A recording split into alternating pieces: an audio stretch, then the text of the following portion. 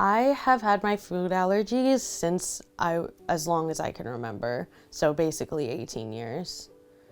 When my father-in-law gave her fish with the rice, she started coughing and she started vomiting. All of a sudden, like, my face broke out in rashes and I had eczema. I brought her to the allergist just to see if she's allergic to something. I was told that I am allergic to all types of tree nuts, peanuts, all types of seafood, and fish.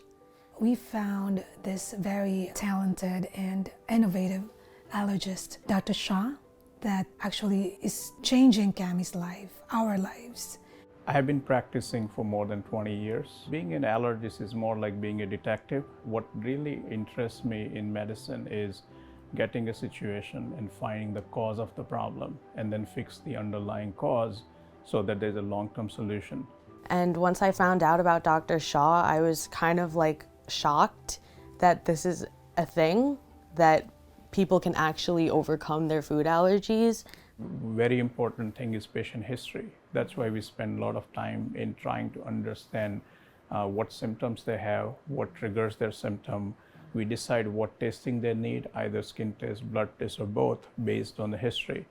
As a child, I never had nuts or tree nuts before. So my diagnosis of my allergy was solely off of blood tests. Now, there are some patients who have been told they're allergic to food because their blood test or skin test for that food is positive.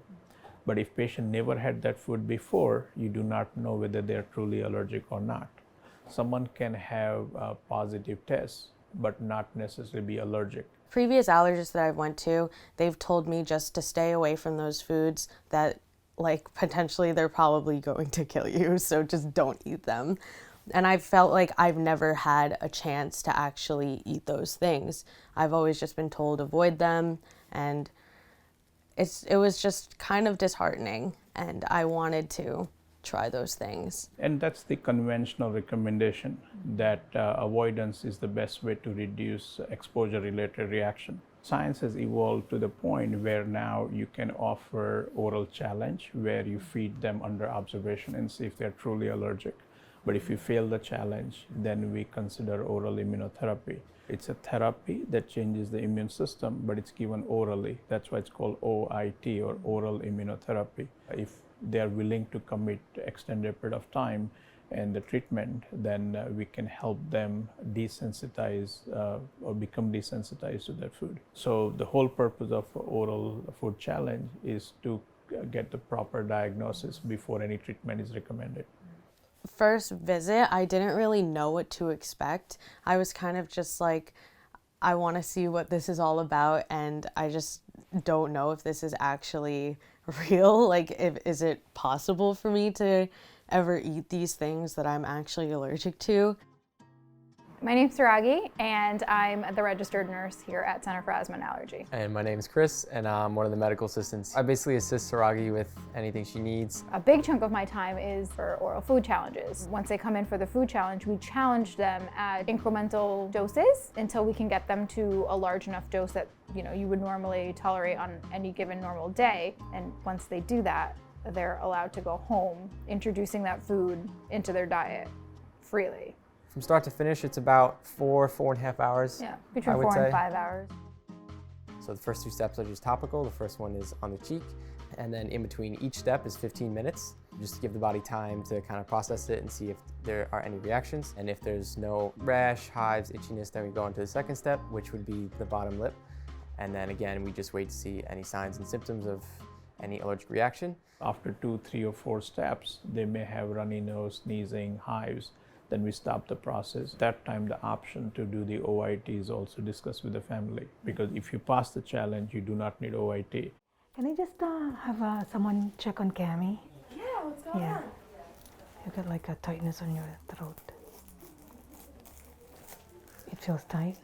Yeah, because when I first ate it, my mouth felt itchy. There we go. Good. Perfect. No, and there's nothing. There's nothing there. There's nothing? Okay. The throat, I know it could feel scary, Yeah.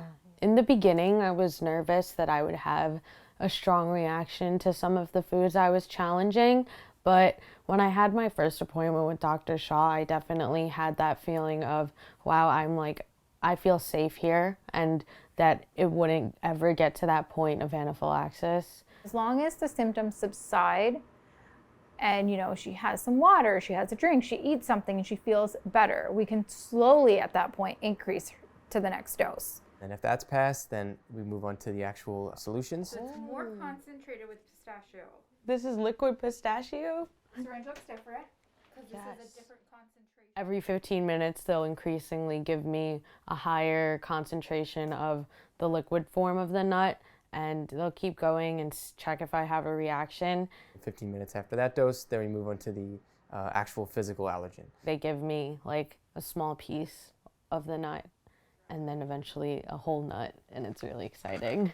And the first nut ever that she got, I was like actually taken back. Like, you're used to like, oh my God, don't give that to her because she's allergic to that. I had tears. Oh my gosh. Okay.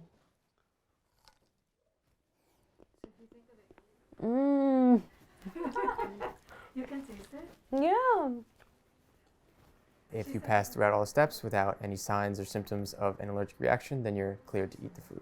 Let's put some mangoes. And then you stir it with the nuts, like so. Like so? Yeah, like what the recipe said. I've definitely been a lot happier that I could have those foods, and it's made me honestly really excited to make new things and try new things. Look at those macadamia. We have to put it in the oven. Final step. Final step. In the 400-degree oven. 40 minutes. 40 minutes.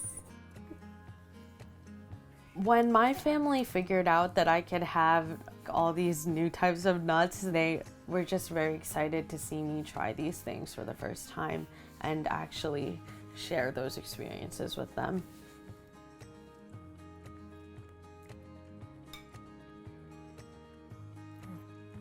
It's actually good. It's really good.